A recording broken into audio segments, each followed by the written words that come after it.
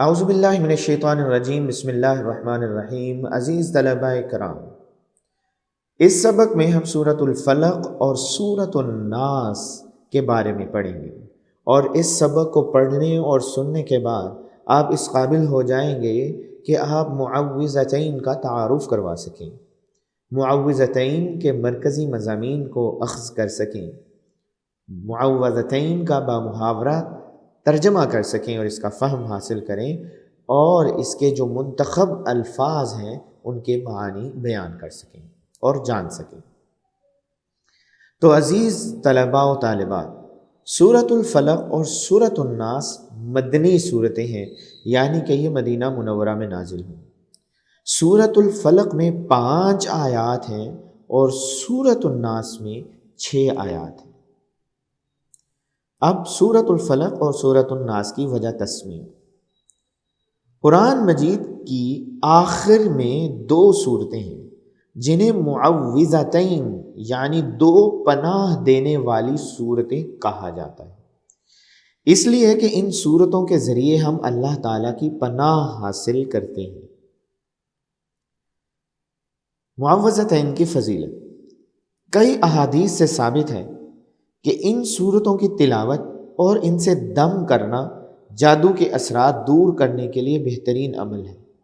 حضرت عائشہ رضی اللہ تعالیٰ عنہ فرماتی ہیں کہ حضرت محمد الرسول اللہ خاتم النبیین صلی اللہ علیہ وعلیٰ آلہ واصحابہ وسلم جب بستر پر تشریف لے جاتے تو اپنے اوپر قل هو اللہ احد اور معوذتین پڑھ کر پھونکتے، پھر ان کو اپنے چہرے اور جسم پر جہاں تک ہاتھ پہنچ جاتا پھیر لیتے تھے، اور یہ حدیث مبارکہ صحیح بخاری میں 5017ویں نمبر پر موجود ہے۔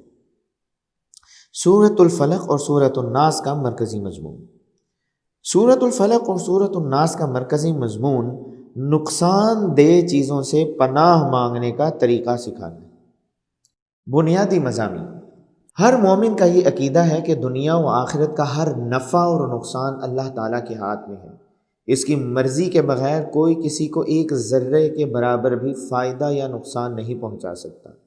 اس لیے دنیا اور آخرت کے تمام آفات سے محفوظ رہنے کا اصل ذریعہ ایک ہی ہے، وہ یہ کہ انسان اپنے آپ کو اللہ تعالیٰ کی پناہ میں دے دے اور اپنے عمل سے اس کی پناہ میں آنے کے قابل بننے کی کوشش کرے۔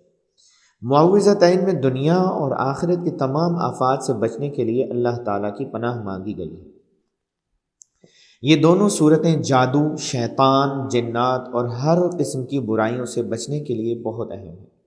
سورۃ الفلق میں ہمارے باہر کی برائیوں جیسے اندھیری رات، جادو اور حسد وغیرہ کی برائی اور نقصان سے اللہ تعالیٰ کی پناہ حاصل کرنے کی دعائیں سکھائی گئی ہیں۔ سورۃ الناس میں ہمارے اندر کی برائیوں جیسے شیطان اور اس کے وسوسے کی برائی اور نقصان سے اللہ تعالیٰ کی پناہ حاصل کرنے کی دعائیں سکھائی گئی ہیں۔ انسان کا دشمن انسان بھی ہوتا ہے اور شیطان بھی۔ ان دونوں صورتوں میں دونوں طرح کے دشمنوں سے حفاظت کی دعا سکھائی گئی ہے۔ اللہ تعالیٰ ہمیں ظاہری باطنی ہر قسم کے فتنے، شیاطین اور شر سے محفوظ رکھے۔ وما علینا الا البلاغ المبین۔